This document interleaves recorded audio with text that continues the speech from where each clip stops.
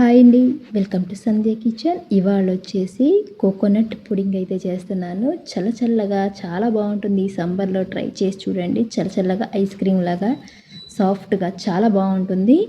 అయితే నేను ఒక కొబ్బరికాయ దాకా తీసుకుంటున్నాను. ఇది తీసుకొని పగలగొట్టేసి పైన అయితే చెక్కు తీసుకోవాలి. ఈ నలుపు అనేది ఉంది కదా, ఇదంతా పైన చెక్కు తీసేసుకొని ఇవి మీడియం సైజు ముక్కలుగా కట్ చేసుకుందాము.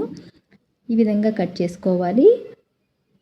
కోకోనట్ పుడింగ్ అయితే చాలా బాగుంటుందండి. నోట్లో వేసుకుంటే వెనలా కరిగిపోతుంది, అంత బాగుంటుంది. చల్లగా ట్రై చేయండి. టేస్ట్ అయితే చాలా బాగుంటుంది. ఇప్పుడు ఈ కొబ్బరి ముక్కలన్నీ ఇందులోకి వేసుకుందాం. మిక్సీ జార్లోకి వేసుకొని ఒక అర గ్లాస్ నీళ్ళు వేసుకొని మెత్తని పేస్ట్ లాగా మిక్సీ పట్టేసుకోవాలి. మిక్సీ పట్టేసుకున్న తర్వాత ఇందులోకి ఒక స్ట్రెయినర్ తీసుకొని వడకట్టేసుకుందాం. ఎందుకంటే ఇందులోకి మనం కొబ్బరి పాలు అనేవి తీసుకుంటున్నాం. వడకట్టేసి కొబ్బరి పాలను మాత్రమే తీసుకుంటున్నాము. ఈ పిప్ అనేది తీసేస్తున్నాము. ఇప్పుడు ఒక మిక్సీ జార్లో కూడా నీళ్లు వేసుకొని ఇందులోకి చేత్తో ఇలా గట్టిగా నొక్కేసామంటే చక్కగా కొబ్బరి పాలు బాగా వస్తాయి.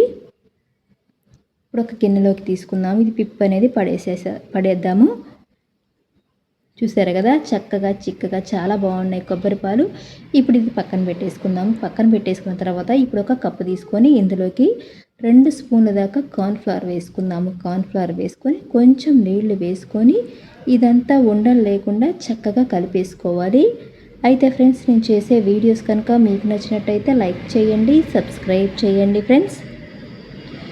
ఇప్పుడు ఇది పక్కన పెట్టేసుకొని గ్యాస్ ఆన్ చేసుకొని కడాయి పెట్టుకుందాము.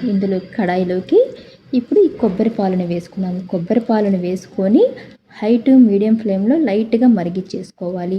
ఈ లైట్గా మరిగిచ్చేసుకున్న తర్వాత ఇందులోకి స్వీట్కి తగ్గట్టు పంచదార అయితే వేస్తున్నాను. ఒక పావు కప్పు దాకా పంచదార వేస్తున్నాను.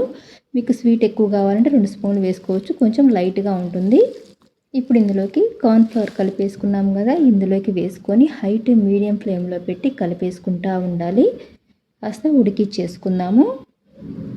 ఇలా ఉడికిచ్చేసుకునేటప్పుడు కాస్త దగ్గర పడుతూ ఉంటుంది. చూస్తున్నారు కదా, ఈ విధంగా కాస్త దగ్గర పడుతుంది.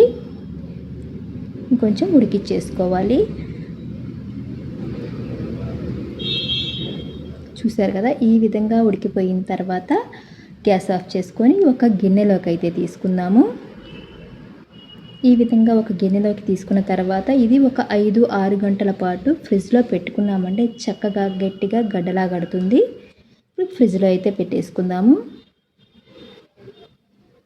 ఇదిగోనండి, ఒక 5 గంటల తర్వాత అయితే చూపిస్తున్నాను. ఈ విధంగా ఒక చాకుతో ఈ విధంగా చేసామంటే ఈజీగా వస్తుంది. ఇప్పుడు ఒక ప్లేట్ పెట్టేసుకొని ఆ ప్లేట్లోకి తీసుకుందాము. ఇదిగోనండి, చూసారు కదా, ఎంతో ఈజీగా కోకోనట్ పుడింగ్ రెడీ అయిపోయినట్లే. చాలా బాగుంటుంది. టేస్ట్ అయితే చల్లగా చాలా బాగుంటుంది. సాఫ్ట్గా ఉంటుంది, ఐస్ క్రీమ్ లాగే ఉంటుంది. ఈ విధంగా ట్రై చేసి చూడండి. చూసారు కదా, జెల్లీ లాగా ఎంత బాగుందో. నచ్చితే లైక్ చేయండి, షేర్ చేయండి, కామెంట్ చేయండి, సబ్స్క్రైబ్ చేయటం మాత్రం మర్చిపోకండి.